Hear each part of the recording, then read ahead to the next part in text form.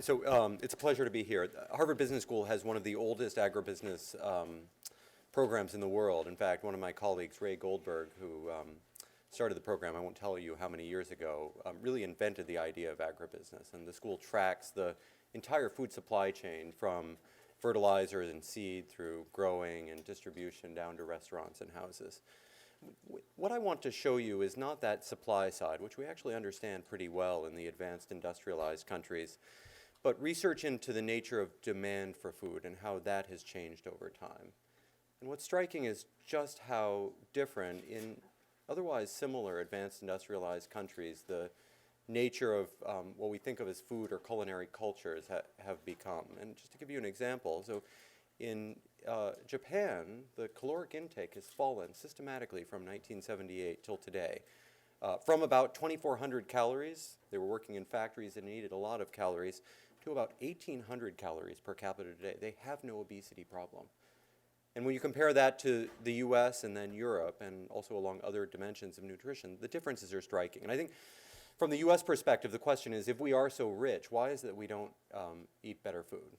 And what I want to argue is that there is really not a cultural explanation. It's really not about the power of agribusiness, but instead that there is an important political moment that happens in all of these countries. And it's at these critical junctures that you really set off in a new trajectory. And there are two things that happen that really matter. For better or for worse, war turns out to be very important for national food systems. And then more importantly, I think, the transformation of the structure of the family, and especially the shifting role and identity of women in home food production.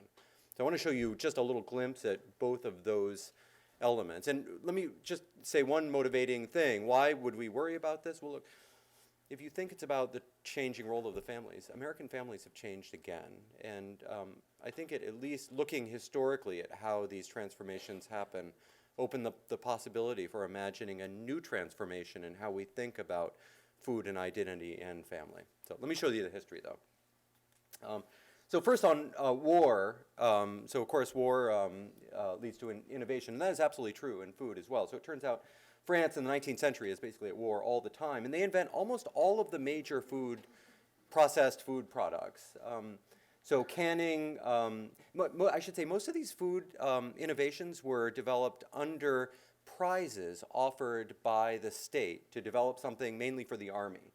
So canning was developed under the Napoleon I, Napoleonic Wars. Napoleon III made a prize for oleomargarine, and then frozen foods comes during a time of significant food shortage after a big military loss. And what's so fascinating is that, first of all, the guys who invented these things, most of them made no money on them, so they basically died paupers.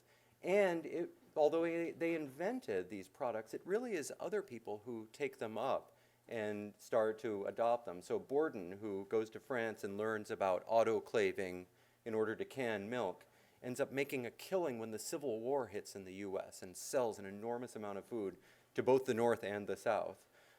Bird's Eye Seafood also, his freezing technology also comes from France. He has a story about going to the North to learn how to flash freeze, but it's really a French technology that he borrows. And again, this really takes over the American market as refrigeration comes online. So look, war is important. The important thing about the war, though, turns out to be not the supply of food, but really the demand of food. So what do we see? Let me tell you the two stories briefly. We see the emergence of quality grades in food. So the beef grading, almost every other kind of grading happens during First World War I and World War II. And what is it designed for? Look, it basically matches the structure of military ranks. So you want the officers to eat better meat. You think I'm joking. This is like really true.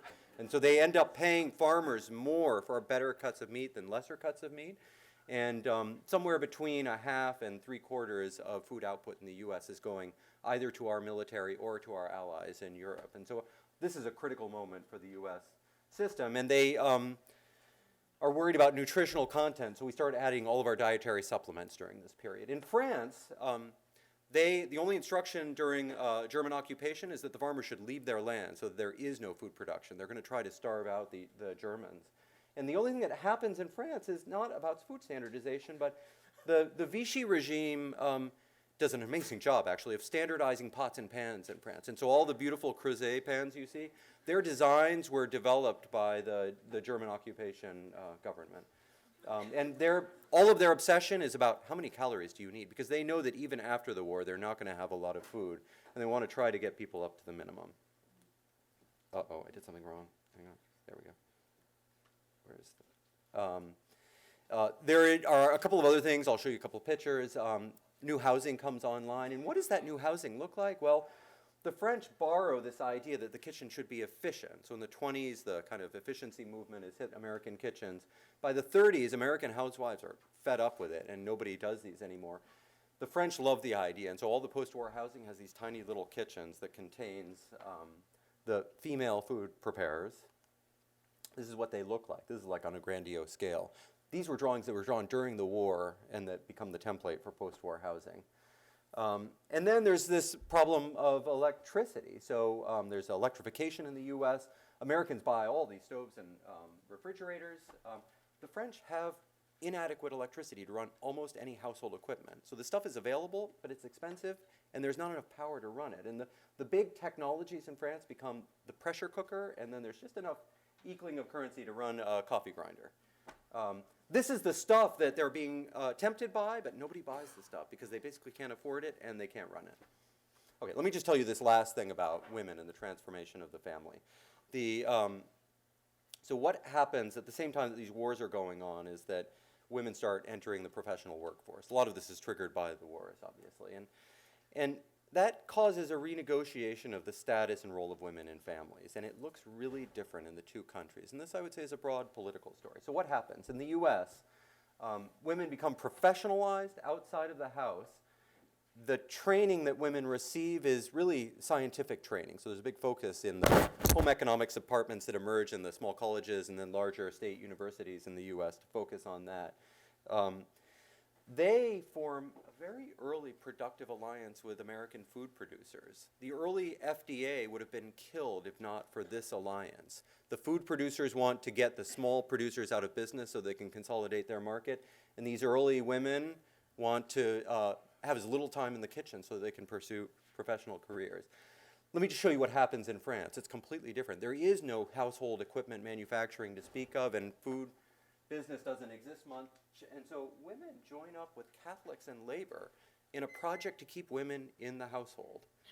And of course, eventually that disappears, but all of the early post-war legislation that relates to food gets driven by these different alliances, and they push the countries in different directions. Let me just leave you with one slide. So the causal mechanism, but this is not spurious. Any indicator of food quality shows this relationship. I'll let you speculate on why that is so.